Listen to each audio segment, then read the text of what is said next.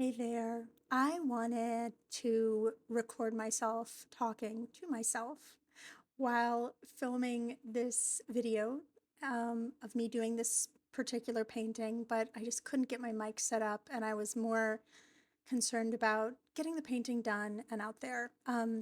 So either way, I'm post-recording and it's kind of interesting because I really want to talk you through my process after the fact. I think is actually better on this particular one because I am looking back and I'm like, what was I doing?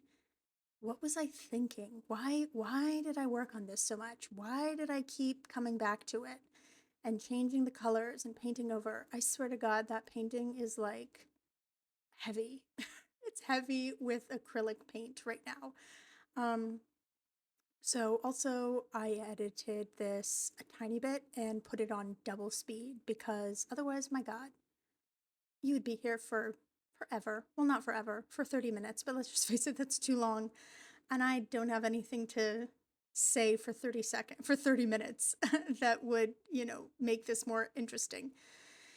It's about as interesting as watching paint dry, but hey, that's something. So basically, I wanted to do a landscape on this hot press. Wait, is it hot press? Let me check.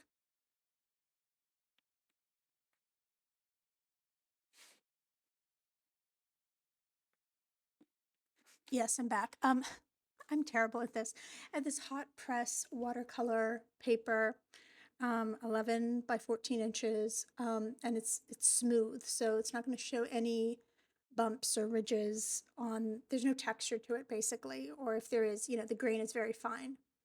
So I wanted to do an experimentation with like color and light just to see where the light comes through the clouds. By the way, that's water that I'm dripping onto it. I just repurposed a skincare bottle, a really nice skincare bottle, by the way, I think for cellulite. So anyway, I repurposed that for water so I could kind of control the drops a little bit more. Otherwise, I would just buy kind of plastic droppers. I also wanted to start this painting with burnt umber at the bottom because that's a really nice dark color to start, to, I guess, prime a paper with. Like that's what I always do with watercolor, starting with the dark. I actually learned that in a really good class once. It was a class at the San Antonio Institute of the Arts, I think it was, or Southwest Institute of the Arts. I don't remember. Either way, it was in downtown San Antonio. It was a good watercolor class. The teacher wasn't great. He kind of just like left us to our own devices, but whatever. And we learned stuff from each other. We at least had the time and space to experiment. So either way, as you can see, I've started with this blue, which I assume I was thinking that that would be maybe more of the clouds because I think that sky is. I was going for the sky with the orange, like some sort of sunset, and then these clouds are there coming in. And I do like that blue and white, but I did not like the angle. And then we're day two because, I have a life, I have a job, I can't work forever. So this is the next day or something like that, I think, or much later that day. I had finally like washed off my paintbrushes. By the way, I have extremely cheap paintbrushes. I just buy them. Pretty much everything you see here, I bought at Hobby Lobby. Because, like I've said before, I don't have any business buying anything expensive just now. I have bought some expensive stuff. And if you're used to really cheap quality paints and brushes and paper, oh my God, you want to give yourself a treat? Buy yourself like one good quality brush, one good quality color, and mm, you'll be so impressed. It's so nice. Okay, so as you can see, I'm adding this hot pink and white and some, baby pink here on the blue. Um, and to me, even though the blue has dried and it's not gonna mix much, it does deepen the feel of that pink. I don't know anymore. I'm just I totally covered it up. It does deepen that dark pink a bit, but now I'm just kind of like going crazy with this light pink. I'm like, no, no, no, no. I could see myself. I remember at that point I was like, I really don't know what's going on, so I need to just start covering white space. And oh, I didn't even like this brown. Okay, if I had stopped right here, I think this looks pretty good. I think this looks good. I'm not quite sure where the light is coming from, but then I added this white, and I don't know what I was doing with that white. Was I trying to show a break in the landscape? Okay, whatever. And I'm extending the white because I realized I didn't like it. Um, but okay, that's not terrible. It's kind of like that orange piece is a cloud, that white is the light of the distant landscape. Okay, adding more of this pink. The other thing I don't like here is that with a lot of these acrylics, I've got they're glossy. I don't like glossy. Oh, by the way, that little scratch paper I keep always on my left is, yeah, exactly what it is. What I said it was, a scratch paper that I clean my brushes on so that I don't waste ink, because who knows, maybe I'll get a nice painting out of that. Oh, see, that was a good choice. That was a really good choice there to add that layer of white where it gets lighter and lighter. Again, I should have stopped. I think that was a really good place to stop, but no, I didn't. I kept messing with it. That's why it's good to like step away and come back and just, God, okay, so I'm, I love reviewing what I do. This is like a little retrospective because I don't know what the hell was I thinking. This gray looks so chunky and bad. I know I was going for definition. I know I was going for volume in the clouds and, you know, creating that cloud shape and dimension, but I totally lost it. Okay, so I realized that, so I keep going in with the light color, filling in, filling in. Again, it's not terrible. I just need to kind of like clean up that gray a bit, blend it a bit more. Yeah, it's not terrible at all. But again, where is my light coming from? That's what I haven't figured out, and that's what I'm practicing. So again, I'm bringing the white down to the skyline. I haven't touched that pink side for a while, thank God. But yeah, I'm still picking away at it, trying to figure out like what to do, you know? Back with the water. I was extremely dirty water. I need to get a few more of those glass things. Either way, I am so fascinated with these landscapes. I'm fascinated with getting the light right, whatever that means. Um, let's say getting the light artistically right. I'm not going for accuracy necessarily, but I'm going for effect. I'm going for contrast, and I'm going for that very slight distinction between land between the land and the sky.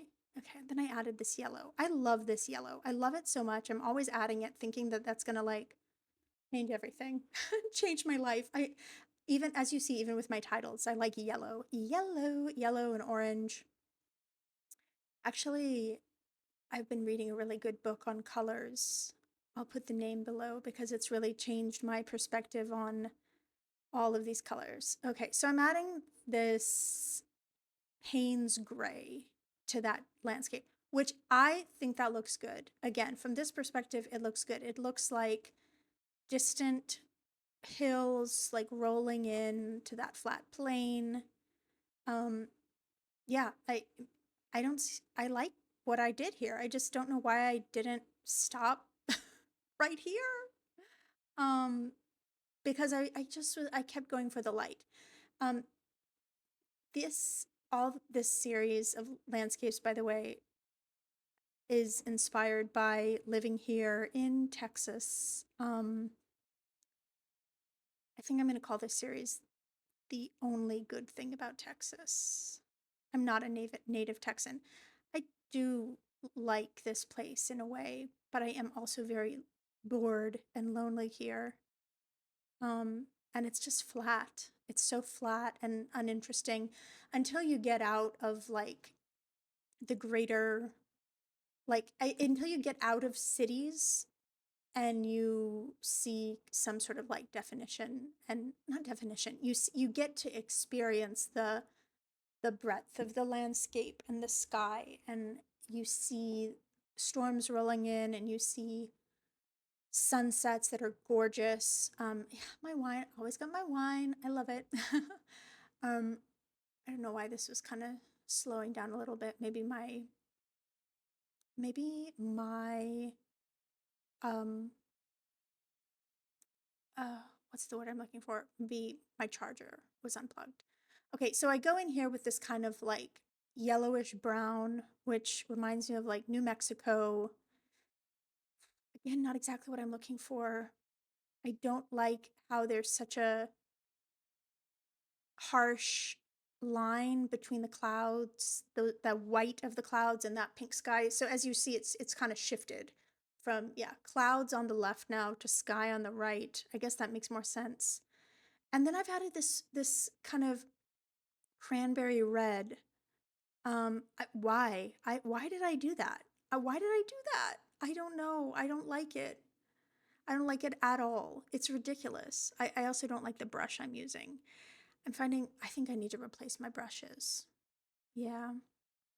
But yeah, this reminds me of the drive west on Interstate 40, old Route 66, going west in Texas from, across the Panhandle, so Amarillo, um, down into New Mexico. Okay, now that place has an amazing sky. That place is amazing. Um, that stark contrast of kind of craggy, rocky mountains with these like bright blue skies, just incredible. So there I am adding and adding. I do like that I just kept trying. I just kept experimenting here. But if I was going for something finished, I really don't know why I kept working on this rather than just kind of letting it go. And I think that's a lesson. I'm going to get all kind of philosophical. No, not philosophical. It's annoying. What's the thing like? Not self-help. That's the worst. Okay, I guess it's kind of self-help, but let's say philosophical for the sake of like avoiding total cringe. It's kind of a lesson for life. Like you can definitely work on something too much. You can obsess over it too much. But then there's also something to be said for leaving something and coming back to it. Um, so knowing when to step away and give it some breathing room, but oh, I really like that gap of light between the land and the sky. So it kind of looks like a big, like a heavy dark cloud layer that happens to be maroon with some sort of light coming from above and then that gap of pink. I like that. Like that's what I'm always going for. Some sort of place to draw the eye to. I'm adding more red. Once again, why, Emma? Why? Um, and I know like I'm just and blue. Okay, yeah, whatever. Okay, now that okay, I know I needed something darker rather than something to pull the eye away from that particular slice of light. But yeah, I definitely overworked this and I don't know why I did that, honestly. So I'm just going to watch this for a little bit and see if I have any more comments later.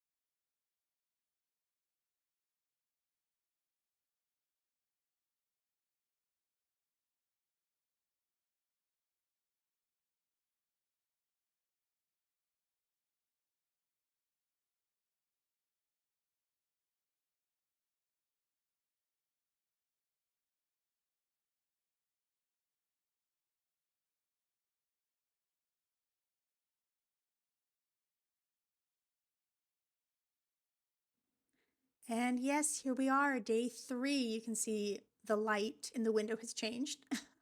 My brushes are kind of clean and dry again. Guess I have some water there. Um, and I am still at it. I'm still at it. I like where I got with the pink kind of cloud pushing in from the left, but and the very thin line of light on the distant horizon, but I guess I'm still obsessed with getting some sort of light from the upper left. Um, I mean, it's abstract, I'll give you that, but that's about it. Again, I don't like the curve of that pinkish cloud either. It just feels very unnatural. And I'm doing this like streak of white on the landscape. It's too thick, but my goal there, I think, was trying to get some sort of like reflected light on the landscape, whether it be a body of water or just, reflection off rock or grass. But it's too thick. It just looks kind of like a mistake. And I hope I realize that. I think I do. But either way, um, yeah.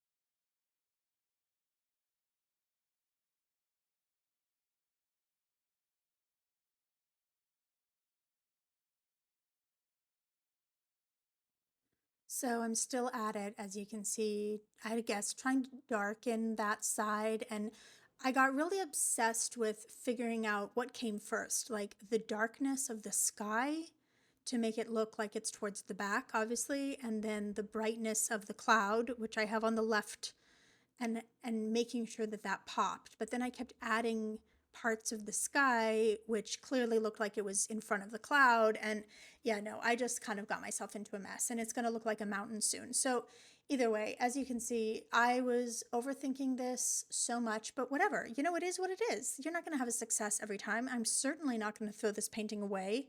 And I definitely learned in the process. Also, the picture that I have as the thumbnail is the actual painting because I did keep messing with it. I just, you know, didn't film it, I guess. I was a little bored and frustrated. So there we are. I finished off filming here, but there's a final product that looks a little different. Either way, I don't like any of it. I liked the version back on day one, but nothing's perfect. Okay, thanks for watching. Ciao.